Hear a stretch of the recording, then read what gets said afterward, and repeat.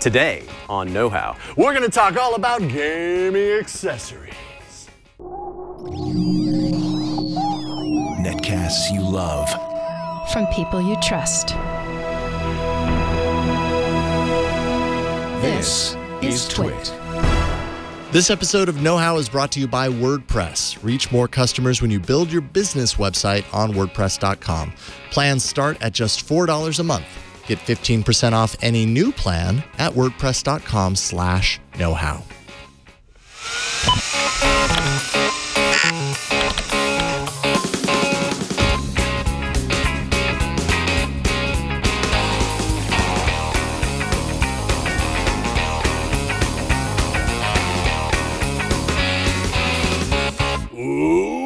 Welcome to Know How. That's right. You bet you didn't know I could kick that high. I can't. I didn't wear my kicking jeans. It's all right. I'm Jason Howell, Know How Gaming, and I'm super pumped. Joining me once again, Sam Machkovech from Ars Technica. How you doing, Sam? Doing pretty well. I'm stoked because this Know How series has been pretty fun, and we're getting into controlling. We're getting into actually that part of doing the things in the games that we love. So I'm really into control. Yeah? Well, I'm a control freak. Hey, that actually works because, you know, in the last 24 hours, I would say, yeah, you really are, man. Like, you should really tone it down a little bit.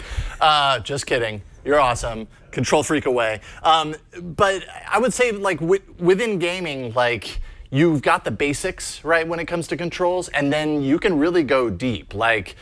Like I thought initially when I was putting this together, I was like, you know, when you get a console, for example, it ships with a controller in the box. It may or may not be good enough for most people, but then there's a certain level of people, certain level of gamer that wants to crank it up a notch and take it to the next level. Would you say that you fall into that category? Like, do you put those added, like, elite pro controllers to the test? I think if you're gonna play a lot of games, you wanna have a controller you like for the system you're playing with. And so that means you're kind of diving in to a PC or console kind of ecosystem and finding the right headset or the right controller, whatever it is that's just going to make it easier to chill out for hours, either by yourself on a quest or with friends doing a crazy battle royale with hundreds of other people. Yeah. Okay.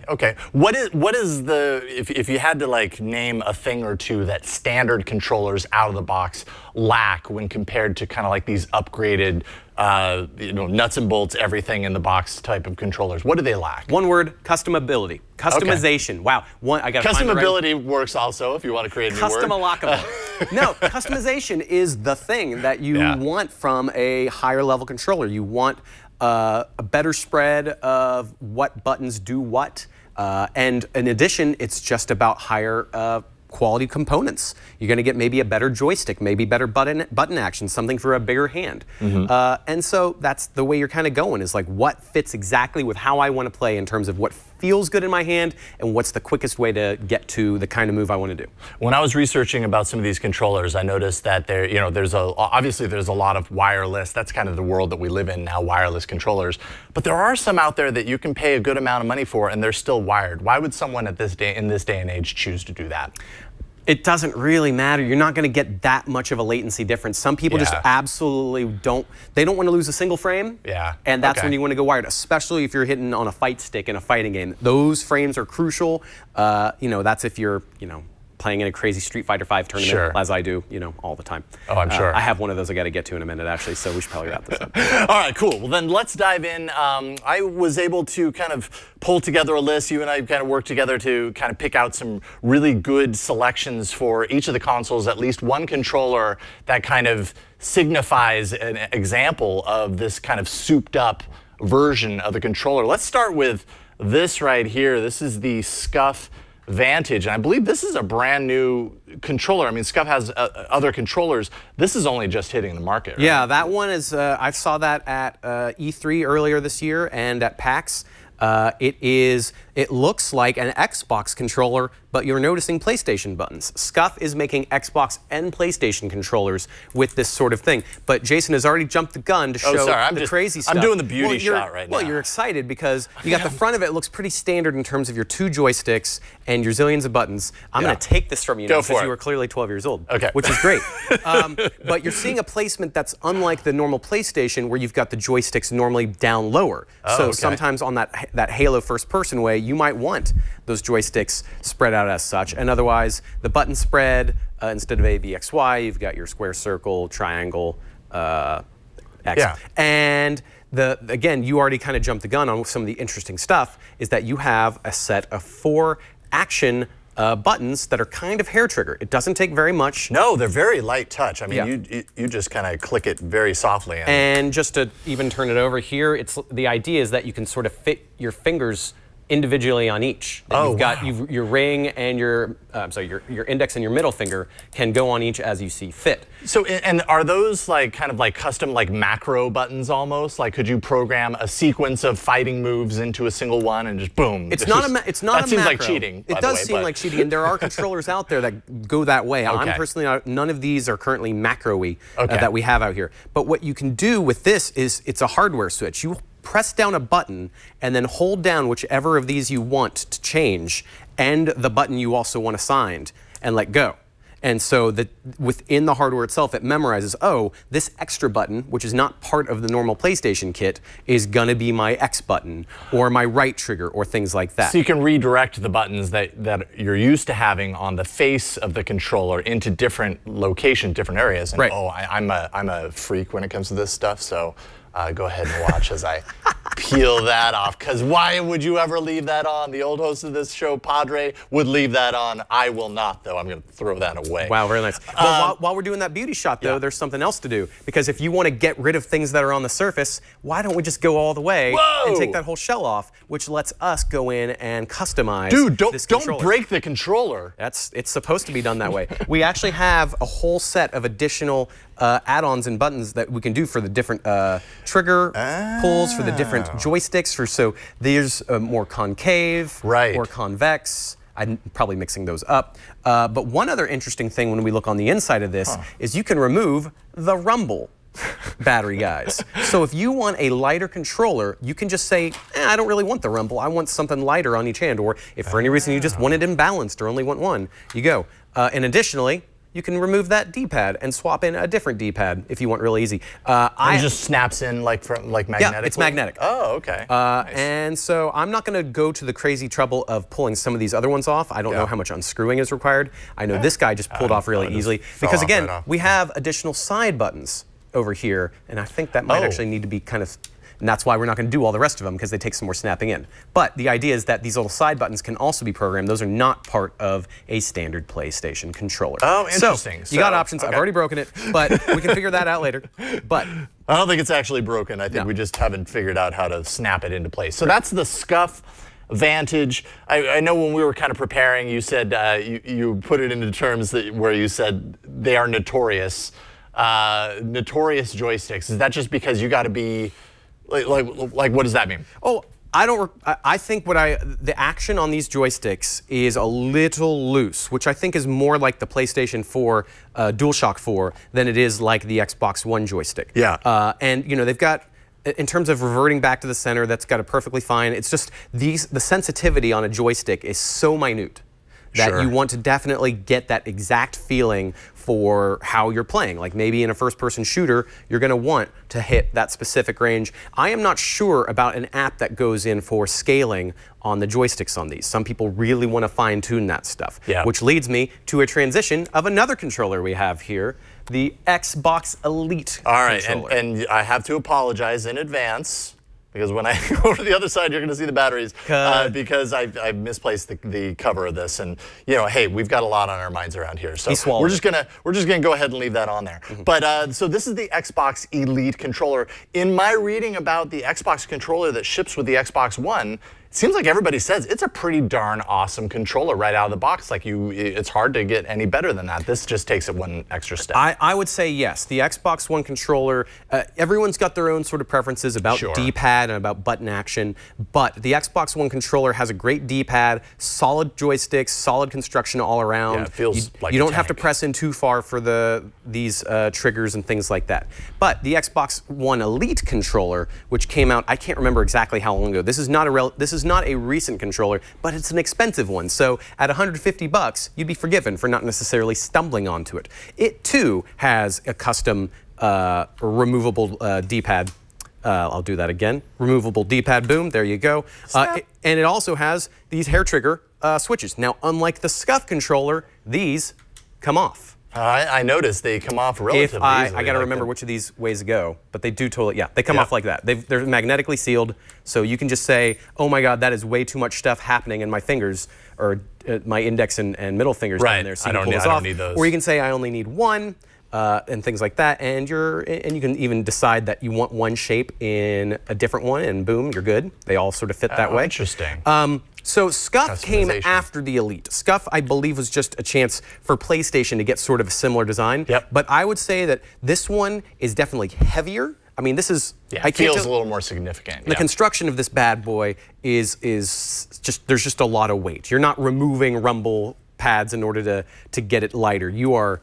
It feels expensive. It feels like it's $150. It really does. And it's also... I really like the rubberized grip here. You don't really get that as much with the Scuff. The Scuff does have a rubberized grip, but this one I'd say is a firmer rubberized grip. Yep. And then you've got this sort of smooth mat at the top, so as your palm moves around up there, it has more ability to move. So lock in here, smooth out there. Yeah. I like that kind of action, but again, your mileage may vary.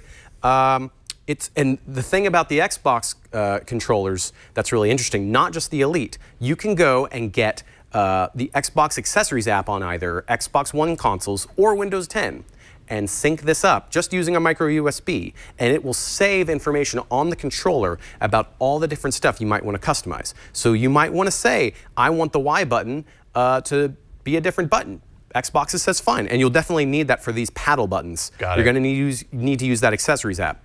But that you can also go in and fine-tune the exact scale of how these analog sticks move. You can go in and say, the sensitivity and the kind of curve of the action that you get on them. It's not very user-friendly in terms of when you go into the app. It's something you'll really want to play with if you want to have that sort of, I want to move really rapidly all the way, and I want to have this very fine, slow movement when I'm doing a snipe in a Call of Duty or what have you.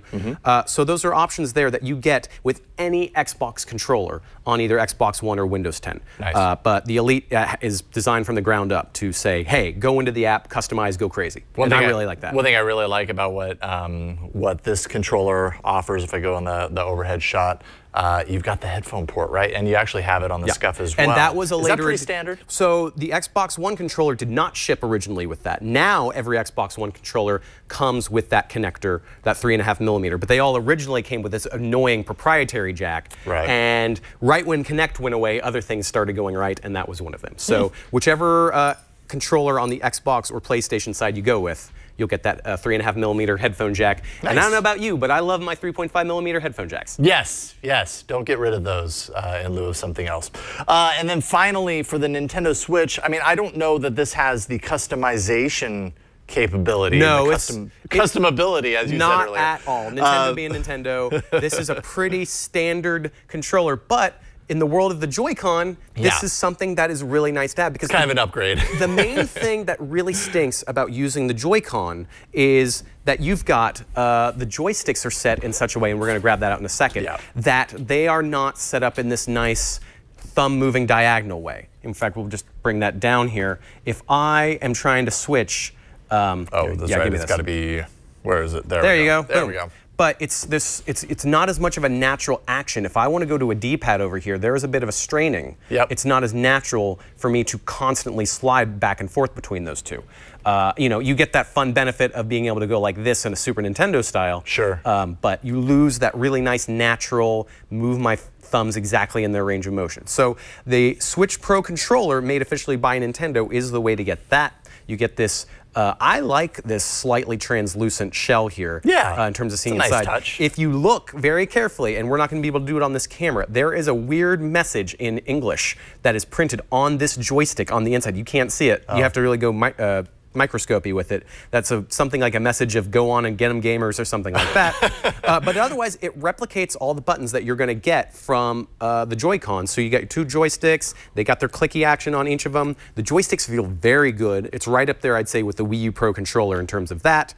These Trigger buttons are great. They feel really good, especially more than these really flimsy ones on the Joy-Con. These will do in a pinch, but man, give me these bigger ones any time of day. Well, and that larger form factor is so much better than when you're breaking these controllers out for like 2-player mode and you gotta, like, that's one thing I really do love about the Switch is just the kind of modular capability of this out of the box, having a 2-player possibility by just breaking out the joystick. So it's nice in a pinch, but man, it's so much more enjoyable to play with a joystick like this. I'm going to give you 2 caveats with the Pro Controller. Number 1, no 3.5mm jack. So if you want to do audio with the Switch, that's its own rigmarole. This system does not support Bluetooth headsets as well, so that's its own pain in the butt. Oh, yeah. But more importantly, if you're a D-pad fanatic, you might think, oh, Nintendo and D-pads, well, that's just a default. That's easy. However, to this day, Nintendo still has a slight defect that sometimes ships with these where it gives phantom touches for the D-pad. Oh, no way.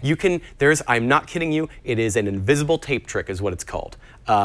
We would spend a lot of time cracking this bad boy open, but if you just tape down one of the little connectors, it's not very hard to pop this open, it doesn't void the warranty, just put invisible tape down to fix any issue. You can go into the Nintendo Switch, into the controller section and calibrate, and you'll see when you press the D-pad whether it's giving you issues or not. You want to do this before playing Puyo Puyo Tetris with a friend. I made the mistake of not checking that first and lost the game and blamed it on the controller. To this day, my friend says, no, you just stink. Man, that must have just ruined your life. I'm talking about it right here with an audience. You're reliving your horror for everyone. But when it comes to paying a little more for a controller, it's sort of a surprising thing to expect from a Nintendo product. That is very strange that you have to open it up and put a piece of tape in there. Don't have to, but it happens. There are some models that still is coming out. So be mindful of that. But otherwise, the joysticks and other buttons, if you're playing Splatoon, you're good. If you're playing ARMS, you're good. Things like that, where it's joysticks and buttons, you're solid. Right on. So that is the Nintendo Switch Pro controller, $70 on that one.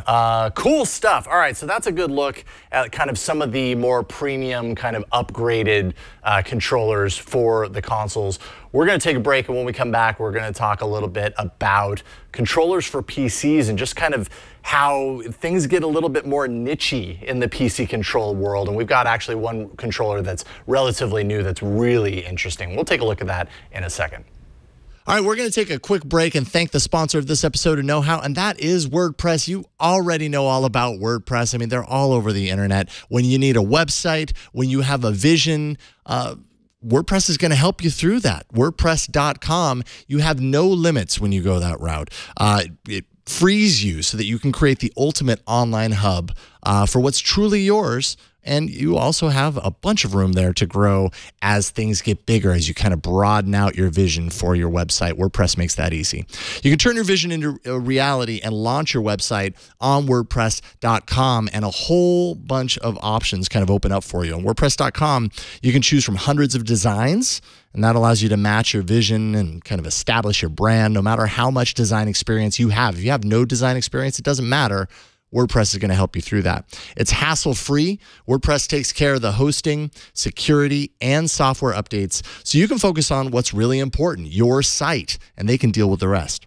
You can upload images, video, audio, and more. Plus, you can import and export content to and from your WordPress website. It is your site after all, so it's your home, your content. You make it entirely yours. And you can grow your audience and reach new customers with built-in SEO, social media features, and marketing tools. With the WordPress app, if you have that running on your mobile device, you can manage your site on the go wherever you happen to be. They make it really easy to do that. And you can launch your website with confidence, knowing that you can get help from a 24/7 support team when you need it. WordPress plans start at just $4 a month. And did you know 31% of all websites run on WordPress? 31%, all websites. Crazy when you think about it. Right now, get 15% off any new plan purchase. All you have to do is go to WordPress.com/knowhow, and you can start creating your website. WordPress.com/knowhow. You'll get 15% off your new website. That's WordPress.com/knowhow. And we thank WordPress for their support of Know How. And now, back to the learning.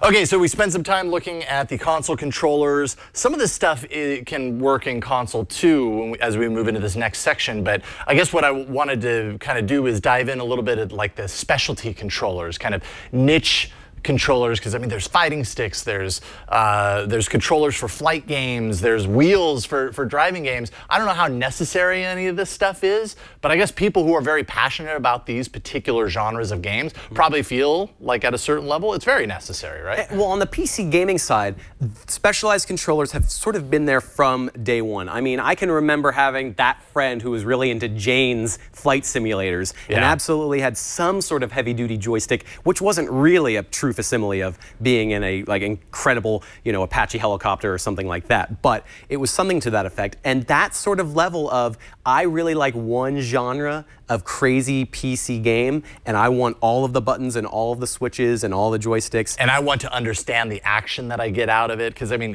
when you're talking about fighting sticks, like they probably have different kind of, different snap ability to, hitting the key, hitting the button, knowing that's going to register immediately. There's no lag or whatever the case may be. Let's start just really quickly with fighting sticks, because these are, if you really like playing arcade fighting games, you want a few things. You want giant buttons so that you can have your whole hand being able to pound from your weak kick to your strong punch, and you want that really big joystick that gives you a really meaty click. Yeah. Because when you're playing on an Xbox or PlayStation and you're using a D-pad or a joystick, you're not getting that really nice click that gives you that 8-way confirmation that you're hitting those exact quarter circles or charge back and forth.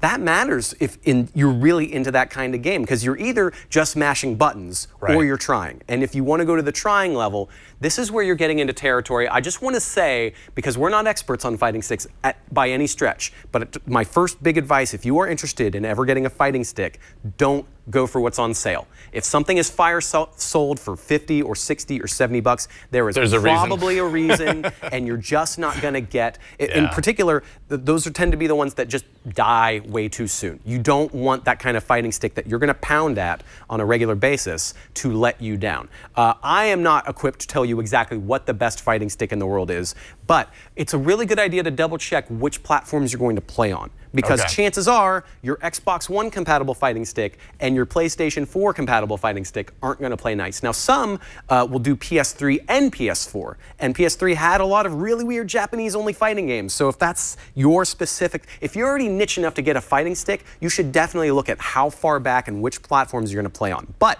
a lot of PS4 and Xbox One fighting sticks will work on PC. And I noticed that. A ton of fighting games are on Steam and other platforms. You can get, I mean, Tekken 7 is console exclusive on PS4, but is also on PC. There's some games that aren't. Soul Calibur 6 is coming up pretty soon this holiday season. That's going to be console exclusive. So, you don't get every single thing. So look into which platform it works with, and make sure you're just getting a reliable stick. So that's sort of the way to go with that kind of fighting. Again, that's really only going to be good for fighting games. You don't need something that clicky to play Mario. You're going to be fine doing Mario Brothers without a whole bunch of buttons and that clicky kind of joystick. But once you're in the fighting world and you really care about that frame perfect stuff, don't half butt it. Okay. In my research, I found a lot of positive reviews, positive reaction on the Hori Real Arcade Pro fighting stick.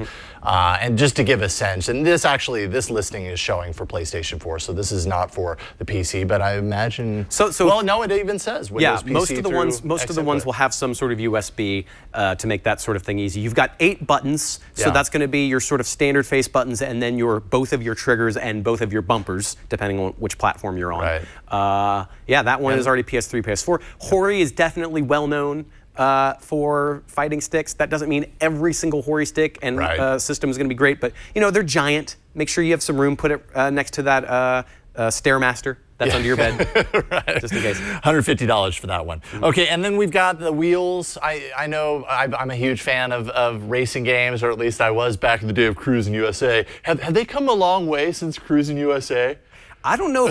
Gran Turismo was out around the same time, and really good wheels came out around that same time. At that point, that sort of opened up the console world to going, oh, I might want to play a realistic driving game. I know, a Honda is going to be tuned really differently from a Ford, and I want to feel that action, and especially in terms of that sort of force feedback that you get when you're turning in. The resistance, all that. And so that's, again, an issue of what is this going to be compatible with when you get that racing system of combination of pedals and steering wheel, and you definitely want some heft. You don't want that, you want it to be that light little and box. plasticky. Well, you don't want that box that your pedals are on, because you're going to be pushing down on an accelerator, a brake, and a clutch. You might be using both of your feet. You don't want that hobbling around. You don't want any plastic pieces snapping. So you're going to spend some money on those. But every single time that I've gotten into a racing game, whether it's arcade or full-on sim with that kind of controller, the difference is completely tangible, because car games were earlier, I think, than most other genres in looking photorealistic. In you're going, Yeah, oh, that you're looks right. like real life, because it doesn't have to render faces. It's just shiny, beautiful cars in And shiny, vistas beautiful and racetracks. landscapes. And, yeah. So that to me is a really nice way of going, okay, yeah, I'm going to spend a bunch of money on this. But again, Xbox and PlayStation are in their separate camps when it comes to those if you're going for a console compatibility, but most play nicely with PC as well. Tons of PC options. A lot of really high-end VR games on PC, particularly Project Cars 1 and 2, both have VR modes. And if you're already crazy enough to go into VR, you may as well finish off the whole sensation with the steering wheel and the pedals, and get a fan and blow in your hair. Do the top-down version of whatever car you're in. Right, and then in kind of looking around, the Thrustmaster VGTS XW is a wheel that is not cheap. This sucker is $650. And so I guess, and that's probably because it's not just the steering wheel console, it's also the pedals. I mean, things look really, really polished, really solid. That's going to be hefty. The money that you're spending on that is mostly, I mean, God, I bet half of that is the shipping.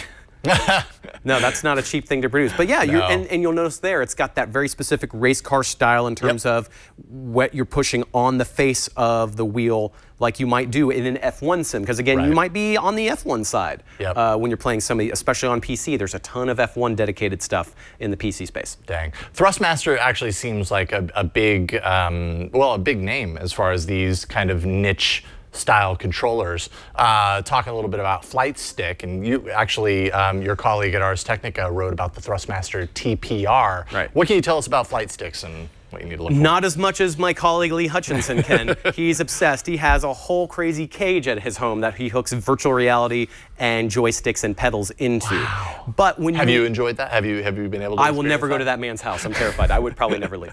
Probably because I'd just sit and play video games. Yeah, exactly. But in terms of, you are going for some really high-grade parts when you're doing anything in the way of a flight sim. So this is a territory that I am only hinting at as opposed to being an expert on. Right. This is a lot of money. These tend to be PC specific because these are going for some of these, again, Jane's level kind of craziness for the kind of abilities and buttons and customization you're going to do. So do some research on these in particular. You're going into thousands of dollars if you're in this space. But that's how you can simulate a ton of antique and modern military gear and everything in between. That's kind of cool. And I mean, that's something that only games can do, is get you into that kind of simulator. Totally. And you don't have to, you can get down there in that $1,000, which would have probably cost tens of thousands if you wanted to get something military grade for a simulator at like a military facility. So. It's not necessarily my bag, but I'm super into anybody who's into that. Absolutely. It's cool that you can go so deep into this stuff that you can really simulate all this stuff so well. And I gotta say, in terms of the number of kind of weird controllers that are out there, over the years, arcade and home worlds have melded together. You know, we're not in the Guitar Hero age anymore, where you've got plastic drums and guitars being sold by every single company. Right. But, I mean, goodness, the Nintendo Switch and PlayStation 4 are going to get a drumming game in a couple months. It just came out in Japan, Taiko Drum Master, and with the Nintendo Switch version, you can either choose to use your Joy-Cons with the motion sensitivity and drum to the beat, or get the hard drum. Japanese reviews have come in and said, get the drum, because of just the sheer action of it just feels better. Yeah, it feels nice to have some sort of point that you hit. Yeah, and I mean, you know, that's like $90 to $150. I'm not sure the exact price, but those games are pretty fun. There's just something about the specific action. There's a Taiko Drum Master machine at an arcade I love in Seattle, and I love pounding on it. There's just something that feels good about it, and those ones that are coming out soon are a good example. You know, DDR is another crazy sort of thing. I'm not even going to get into that. Pads like that are made not very much anymore. They're very specialized. You're going to have to do some real deep dive Googling. I couldn't tell you off the top of my head where to go for a DDR pad. But people pull those into their homes? That's crazy. Yeah, well, I mean, you want to get like a metal one. You can get like a metal one as opposed to those plastic mats that are really odds. You don't want a twister mat. But that's stuff that's still out there. But I'm really excited because I have something that I'm really excited to show off. Yes, absolutely. So this is the Xbox Adaptive Controller. And when we're talking about kind of niche controllers, this is something special because this is really designed to be all about accessibility, right? Exactly. People who maybe their bodily condition, their situation makes it so that they can't hold on to a traditional controller, but they're still gaming fans. They still want to play these games. This enables that. Yeah, I was really fortunate to go to Microsoft's campus when they were unveiling this months ago, and it only launched at Microsoft stores, either online or in person, a few weeks ago since we taped this, so middle of August. And what I would say is you look at this controller and you see some familiar Xbox things. You've got a D-pad and you've got an A button and a B button, and you might say to yourself, well, where's the rest of the controller? Well, lucky us, in terms of this camera angle we already have here, we have all of the other buttons are represented as 3.5mm ports. And you can see these labels here, Y, X, B, A. There's one for the clicking of a joystick, the start and select buttons, so on and so forth. But you might say to yourself, well, what do I do at that point? Well, lucky me, I've got something with a 3.5mm cable. This right here, which is now tangled in another cord, is a finger switch. This guy right here is a very simple on-off, just click of any button. So let's say I want to play a game, but I only have one good hand. I mean, that's a perfectly common situation depending on the player. Right. Microsoft was very nice to provide me this new Xbox Nunchuck. This works with the adaptive controller. You can't plug it into a computer or other Xbox in order to get the functionality. You're going to need the adaptive controller to make it work. But it looks very similar to the Wii Nunchuck.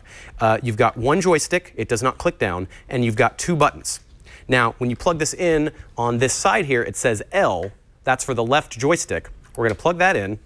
And now we have one joystick, two buttons, two more buttons, and then let's say you still only have one good hand and you just want to be able to press the trigger down. I've picked the right trigger slot right there, and now with one hand, I potentially have, joystick, possibly three buttons. You might have to press this against your cheek or against your head, and then these little guys right here are very strong. I can pound on these with an elbow.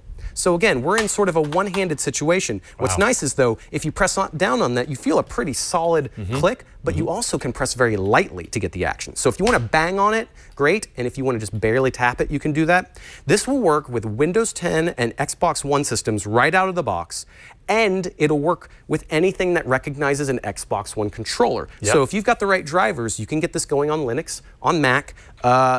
I'm not sure about smartphones necessarily, but you have those options. Yeah, I'm not seeing anything on smartphones in here. It's well, because they don't advertise that officially. But the fact that it essentially just doubles as an Xbox One controller, and a ton of things already kind of recognize that you have to jerry-rig.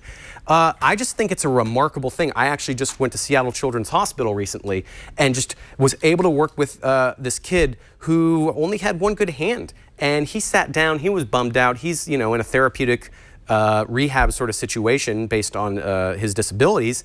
And he was able to grab this one nunchuck and have his one bad hand that could flip down on one of these buttons, and was able to play a racing game, and the smile that lit up on his face melted every single custodian in the room. It was unbelievable. I've never seen anything like it. That's awesome. But you also, the interesting thing is, that's enabling someone who might not play, but you may also find some use out of this in your own gaming. This is $100 for these two buttons. Now, just getting two buttons alone might cost you $100, but this comes with both Bluetooth and Xbox Wireless as protocols. You can also wire it with USB Type-C, and it just plays nicely with that Xbox Accessories app we were talking about, so that you can go in and customize all of the way that the buttons go. You can have 3 different profiles. That's got this little indicator right here that you can create 3 custom profiles. So instead of having to switch jacks in and out of the back, you can say, oh, here's my racing setup, here's my platforming one, my fighting one.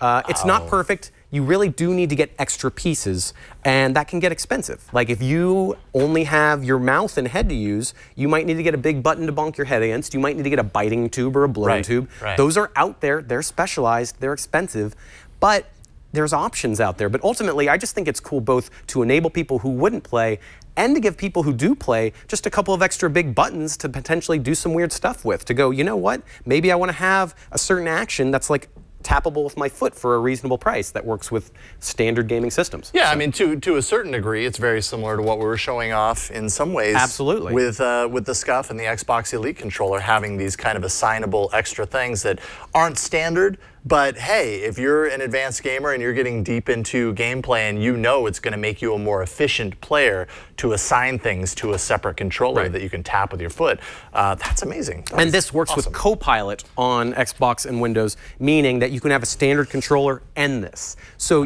maybe you were already handicapped using one controller, and this just gives you a couple more options with the controller you already had. So it's really cool. I think anybody who gets any sort of delight about hearing about this should really look it up. At $100, that's a great price. Microsoft's not looking to make money. They're looking for reputation, and good for them. Yeah, absolutely. And serving a community, I mean, everybody wants to be able to play these games. Games are not easy to play, even for people who are able-bodied, you know, with these controllers. Just opening the playing field and giving other options. I mean, I guarantee you, at some point in the near future, we're going to see people with very limited mobility using these and surprising people at how well they play these games that you just kind of assume wouldn't be possible. There's a Twitch community out there that already streams using standard stuff and special weird proprietary stuff, but it tends to require these hubs that require their own drivers being installed and all this extra crap, and this streamlines it, especially if you're a custodian who doesn't know how games work. This won't magically make it easy for a custodian to turn a game on, but it's absolutely reducing the barrier to entry. Love it. All right, so that's the Xbox Adaptive Controller, $100, and I'm sure these, you know, $20 for that nunchuck, $20 for a Switch, $20 for a foot pedal. That's sort of a starting set. You're spending a lot more for more specialized stuff, but you can get in for under $200 for a full suite. Okay, so now let's talk a little bit about headsets, which I will fully admit is a kind of aspect of gaming that I have avoided. I've just never been really in a situation where I needed to get a gamer headset. This is really just about online multiplayer gaming, right? For the most part, a headset is getting you more neatly tapped into all of the audio that comes into play when playing online. Whether you're talking to friends, needing to hear the action around you, or deciding which piece of that audio is important. I mean, this really began with Xbox Live, with especially in the 360 generation, every single Xbox 360 came with a really crappy default one-ear headset, and the Xbox One consoles originally shipped with one of those as well. That's nothing compared to what you can get out of these bad boys. And in the streaming world, you've just got people who are already wearing these headsets and have the mics set up so that while they're streaming their favorite games, they can get their own voices in the mix so they can comment on what the heck they're playing. So that's sort of a use case, whether you want to stream professionally or record a couple of clips of, oh, here's what I did and ha ha ha, and me shouting about it, or talk to your friends while playing, whether on console or on PC or both. You know, there's options out there that essentially say, you know what, maybe I don't need to get a giant, crazy surround sound system if I can get just some very nice, comfortable headphones with a microphone and just have that all in one, and then mom won't be so mad about all that ruckus I'm making in the basement. Yeah, and I guess it doesn't, you know, I kind of pitched that as being all about like communicating in multiplayer. That doesn't necessarily have to be why you use this. Maybe you just like to have your sound close to your ears. I know sometimes when you play games, there's actually a lot of very informative information that is translated through sound. And so maybe it's late at night, you can't turn up your TV very loud, and so these would hopefully do the trick there. Now, you mentioned prior that some of these headsets will do like a 3D spatialization around the sound, which to my mind kind of seems like you're going against what the designers of the game probably were intended to translate, right? It's sort of interesting that depending on the headset you get, you may have an advertised feature of 7.1 virtual surround sound. Yes, always virtual surround. Yeah. But the first thing I'm going to advise is always turn that off. Whatever the game maker has built in terms of either basic flat stereo or their own perhaps Dolby encoded or codec kind of feature, that is always going to give you more accurate information. That virtual effect is fun for movies and fun for things where the audio doesn't matter, but if you want to accurately place whether something is to your left or right, in front of or behind, you're always going to get something weird with that 7.1 fake surround that these sometimes ship with. Sometimes you'll even get a swishy effect because what they're doing with that audio isn't what the game designer intended. So first step, if you ever see something advertised as any of that, turn it off. Okay, well, that's a good tip. All right, so I was able to pull in kind of a small range of like lower to higher end headsets. This, I believe, is the Razer Kraken Pro V2 analog gaming headset. Obviously here, this is wired.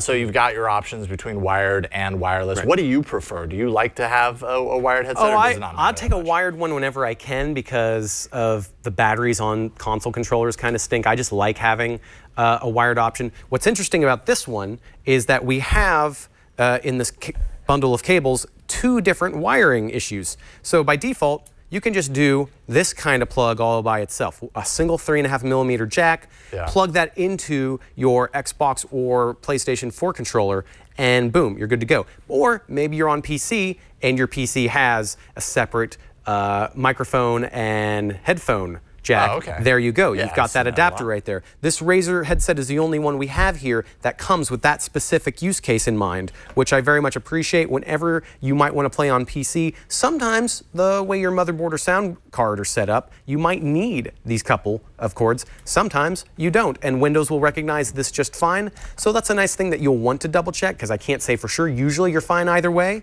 but always kind of double check and be sure. Sorry, I'm just gonna go gaming how do you feel wearing those giant things? Can you even hear me through them? I can, because I've got this thing in my ear. But otherwise, yeah, it might be a little. Yeah, they let some outside sound in. They're not totally closed off. You're not generally getting a lot of noise canceling when it comes to these gamer headsets, because you're already getting a ton of noise. You're not like on a subway. You're not worrying about a bunch of extra sound going on necessarily. That's not the default use case. Yeah, you're not walking down the street with these things. But I mean, look is a consideration, right? You want to get a headphone that you feel like looks okay on you, or does that just not matter when it comes to headsets? I think it depends on what you're using, because again, this guy right here has a normal 3.5 plug. You could potentially plug that into your phone. Sure. I recommended SteelSeries. I'm not saying they're the best in the world, but I like the general look of this guy. It's got this sort of ski little guy. I did not adjust it for my puffy head, but it's the kind of thing where you can just put it on and it doesn't look incredibly awful in terms of being on the subway. It's not full of like crazy LED lighting. It's just sort of simple. Right. And the microphone, like on that one, retractable. So if I want to look like I'm in a video game, I got, you know, mic check 1 2, and then I can take that off and remove that, stick that back in, and then I'm back to just having plain old, you know. Headphones. So it's nice to have that as an option if I might want to take these and most of them happen to have jacks that will just let you plug in with the 3.5mm guy. So if you choose, you want it to be wired, and then you can, or wireless. Now we actually have 2 different versions of the SteelSeries. We have the Arcgis Pro with Game DAC, which I believe is what we're looking at here, which kind of gives you some extra kind of hi-fi audio. The top of that with the dial is an OLED screen. And when you're in a game, you can use that to very quickly see whether you can set up some presets in terms of equalization, and you also see exactly what your split is between game audio and microphone audio. And that's one big thing, is that you may want to adjust that sort of thing on the fly. Sometimes your headset will just have a separate dial, one for volume and one for game versus mic audio. This one only has a volume dial. You're going to run all that game and mic balance through the DAC. Right, okay. And then we also have the Arcgis Pro Wireless, which is this one. The wireless is $329.99. The Game DAC is $249.99. So these are not inexpensive headsets. Is that about the higher end, would you say? I've gotten SteelSeries headsets for $100 that just have everything built into the headset, and they're wired. You can get up to $150 for one of their wireless models that has all the dials in there without the DAC. You know, that DAC is letting you sort of go above and beyond or get extra sound sources. This has optical in and optical out. I mean, you know, if that is what you need for your specific sound system, if you have that kind of full surround sound rig and you want to have this be part of that cleanly, there you go. Right. Awesome. Okay, and then I'd say maybe middle ground between these two is the Predator Galilea 500 gaming headset. Well, actually, no, this is $299.99, so this is right up there as well. This one is wired, so that's and you'll notice, you'll notice the end of the wire on that is USB. And that means it will, and that will work with consoles, and that will work even the Nintendo Switch, if you're in the dock, has a USB port, and that will definitely work with a PC. So you'll want to be just because something has USB does not mean it's going to work with your system of choice. It should, but don't ever just expect that as a guarantee. I mean, this feels like a pretty solid headset. It's pretty big. But ultimately, but it's interesting though, because gaming headsets don't necessarily prioritize sound quality in a way you might expect. Sometimes they're going to go that Beats by Dre way of emphasizing bass too much, and you might be into that in the game, or that might be very distracting. Some of them just aren't really as good at music reproduction and are focused more on specific, crazy, dynamic sound blasts coming around in terms of sound effects and less about music. And ultimately, gaming, all audio is subjective as heck. There's no way of recommending the best fit. Now, these are all over-ear. There are some in-ear solutions, but not really. You're tending to get these giant over-ear muffs, but you're going to get different fits. You're going to get, we've got some either leather or faux leather here. We've got something that's more cloth and fabric-y here. And depending on how long you're playing and depending on how much you sweat, that can really add up. Absolutely. If you're playing for hours, that's a huge consideration. And that's not something that you can just take, be like, I'm going to sweat in this for 2 weeks, Amazon. I'm going to return it. Take it back. I mean, it's too sweaty. Sometimes you can get some pretty generous exchanges in that way, but that's not like the default. So you got to be prepared to know what you really like. Now, I'll tell you though, I've got some dinky $20 headphones that just plug in to my computer and to my Xbox, PlayStation 4. Sometimes in a pinch, that's all you need. These are great.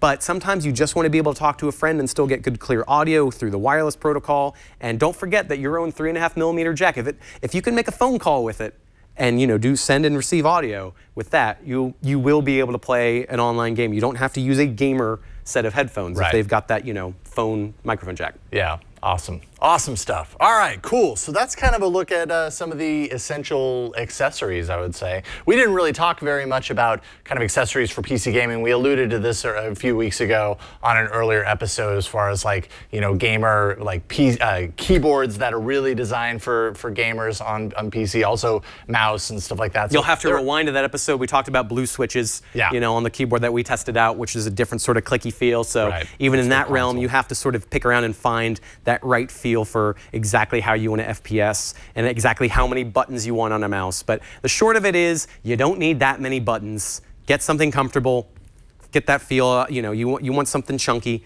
but solid. But that's always fun. Right on. Cool. So that's accessories. We've got a whole lot coming up, of course. Next week's episode, we're going to be talking about TV and sound. I mean, modern TVs these days, they're designed with gamers in mind. Many times they have some sort of a gaming mode. So we're going to kind of talk a little bit about that, the impact of immersive sound in gaming and how important that is. We kind of touched on that a little bit with headsets and the soundscape within the headset. But what about filling your room? We'll kind of dive into the different kind of angles of that and everything. That is next week. Links, show notes, past episodes, subscribe links, everything that you need for this show, know-how, can be found at twit.tv/KH. New episodes will post every Thursday, 2 p.m. Eastern, 11 a.m. Pacific. So just go to twit.tv/KH and you can subscribe. It'll appear in your feed if you haven't subscribed already. Also, check out the community on Google+. We do have a community there. Just do a search for Twit Know-How and you will find our community there. Right around 12,000 other fans of this show, all talking shop, all talking about gaming, Internet of Things, makery stuff, the whole gamut, and everybody pitching in to help each other out. And that's really what that community is all about. So you can also go to gplus.to/twitkh to find that. As for Twitter, you're on the Twitter. Where are you at? Sam Red, easy to find there. Also head to arstechnica.com for all of my thoughts on these kinds of gizmos and many more. Yep, absolutely. I'm on Twitter as well, at Jason Howell. And of course, the Mac and Josh, although... should I be plugging your Twitter, Josh? No, I'm actually pushing my Instagram this week. All right, so your Instagram then, what a diva. Where can people find you? The Mac and Josh on Instagram. Thanks for your help, Josh. And thanks to Burke, who's walking through the door. Appreciate everyone who helps each and every week do this show. We couldn't do it without you guys, and we couldn't do it without you. Thank you for watching Know How. We'll see you next week. And now that you know how, get to gaming while wearing maybe a big headset. I don't know. Put it on. We'll see you next week. Take care, you guys.